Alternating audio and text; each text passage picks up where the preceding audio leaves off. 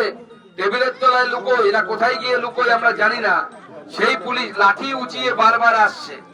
আমরা ওই মুসলিম ছেলেটার মতো হয়তো বলতে পারবো না আমাদের শিক্ষা রুচিতে বাধে, কিন্তু আমরাও প্রয়োজন পড়লে ওরকম লাঠি পুলিশের অনেক অনেক জায়গায় ঢুকিয়ে দিতে পারি, কিন্তু আমরা বলবো না।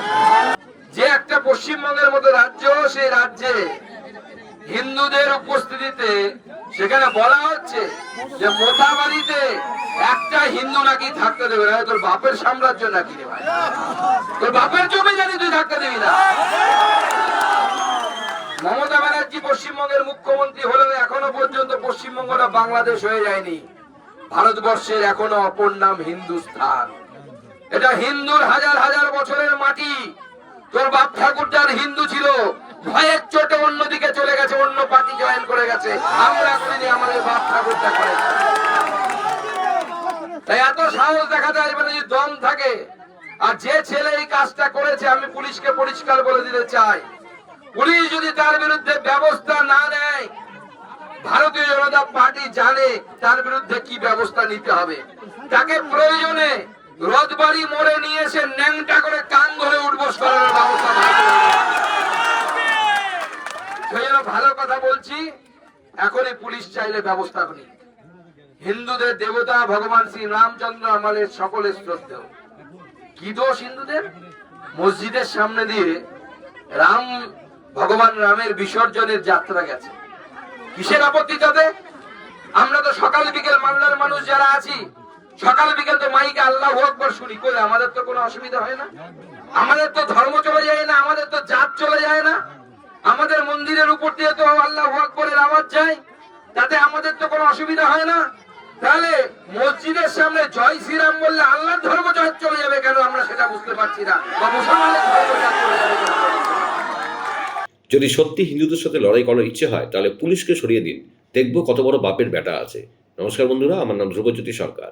মালদহের মোথাবাড়িতে জেহাদিদের দ্বারা আক্রান্ত এবং নির্যাতিতদের সঙ্গে সাক্ষাৎ করতে যাওয়ার মুহূর্তে পুলিশি বাধার মুখে সুকান্ত। সেখান থেকে জেহাদিদের হুঁশিয়ারি সুকান্ত। শুনুন আরো কি বললেন বিজেপি রাজ্য সভাপতি। যেভাবে বৃহস্পতিবার রাত্রিবেলা হিন্দুদের বাড়ি ঘর ভাঙা হলো, আজকে আমরা যখন যাওয়ার প্রস্তুতি নিচ্ছি, তখন এই পুলিশ, দলদাস পুলিশ, তারা গিয়ে সেখানে সেই পোড়া বাড়িগুলো পরিষ্কার করতে শুরু করেছে। আরে দাদা, বাড়ি পরিষ্কার করে কি হবে? হিন্দুদের মনটা পুড়ে গেছে, বুকটা পুড়ে গেছে, সেটা কিভাবে পরিষ্কার করবেন? সেটা মমতা বন্দ্যোপাধ্যায় যতদিন গদিতে বসে আছে, এই মন কোনো তো পরিষ্কার হবে না। আর হিন্দুরা মমতা বন্দ্যোপাধ্যায়ের পাশে দাঁড়াবে। মমতা বন্দ্যোপাধ্যায় চাইছেন কি?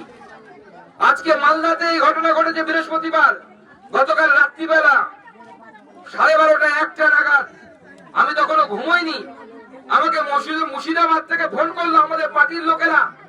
নওদা বলে একটি জায়গা আছে, সেখানে হিন্দুদের দোকান পুড়িয়ে দিয়েছে কালকে রাত্রিবেলা।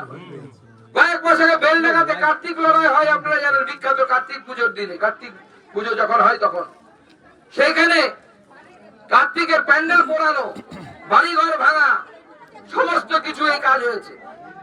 মুসলিমরা যদি এই যারা, আমি মনে করি যে সব মুসলিম হয়তো এরকম নয়, কিছু জিহাদি মুসলিম আছে যারা এই ধরনের মানসিকতায় বিশ্বাস করে।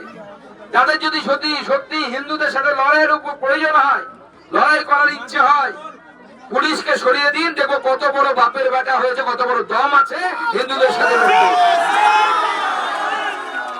অন্যদের ছেড়ে দিন।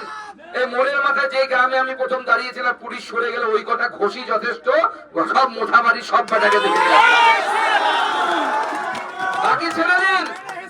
বাকিরা তো রিজার্ভ ব্যাটালিয়ন হিসেবে থাকবে, যখন প্রয়োজন পড়বে তখন লাঠি নিয়ে রাখবে। আজকে পুলিশের সাহস হয় কি করে যে একটা মোথাবাড়ির বাড়িতে ঢুকে আপনি একজন হিন্দু মহিলার বুকে আপনার র‍্যাপ গিয়ে লাথি মারছে, পুরুষ র‍্যাপ হয়ে। লজ্জা! একজন মহিলা মুখ্যমন্ত্রী থাকা অবস্থায় একজন মহিলার বুকে লাথি মেরেছে। আর সেই কোন বুকে? যে বুকের মধ্যে হরে কৃষ্ণ লেখা, হরে রাম লেখা, কাঠের মালা আছে, তুলসীর মালা আছে, সেই জায়গায় আপনি লাথি মারছেন।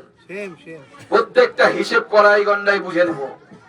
আমাদের যে ব্যয় করার করবো, ভগবানও ছাড়বে না। যে বুকে লাথি মেরেছে তার পাটা বেশি দিন আস্ত থাকবে না।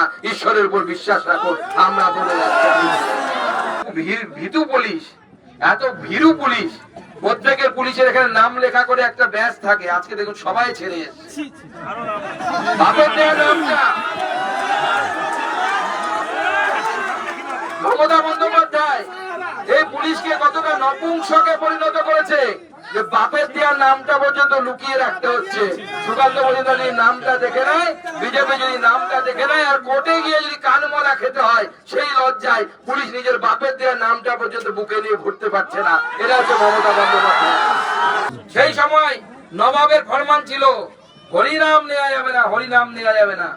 চৈতন্য মহাপ্রভু এসেছিলেন এই মালদার পবিত্র মাটিতে, বসেছিলেন রামকেলির মেলাতে, পায়ের ছাপ রেখে গেছেন সেই রামকেলিতে। হিন্দুদেরকে রক্ষা করার জন্য চৈতন্য মহাপ্রভু পথ দেখিয়ে গেছিলেন। কি করেছিলেন? সংকীর্তন করতে করতে চাঁদ কাজীর বাড়ি নদিয়াতে ঘেরাও করেছিলেন। হরিনাম করা যাবে না বলছিস, তোকে তোর কানের সামনে হরিনাম শোনাবো। এবার মমতা বন্দ্যোপাধ্যায় মালদাতে এলে আপনারা যারা এখানে উপস্থিত হয়েছেন, জেলে যেতে হলে জেলে যেতে হলে জেলে যাবেন। আমার ভাইদেরকে আমি অনুরোধ করে যাচ্ছি, যুব মোর্চার মমতা বন্দ্যোপাধ্যায় এলে পরে তাকে জয় শ্রীরাম বলে স্বাগত জানাবেন। প্রত্যেকবার ভোট আসে, ভোটের ঠিক 1-1.5 বছর আগে মমতা বন্দ্যোপাধ্যায় বিদেশ যান। কেন যান বিদেশ? ওনার ভাইপো আমেরিকা গেলেন কয়েক মাস আগে, নিশ্চয়ই আপনাদের মনে আছে, চোখের ট্রিটমেন্ট করার। আমেরিকারও সরাসরি প্লেন আছে মুম্বাই থেকে, দিল্লি থেকে। গেলেন না, কোথায় গেলেন? দুবাই। বারবার দুবাই কেন যায় এরা? দুবাইয়ে কি আছে? দুবাইয়ে কি ছুপায়? দুবাইয়ে কি লুকায়?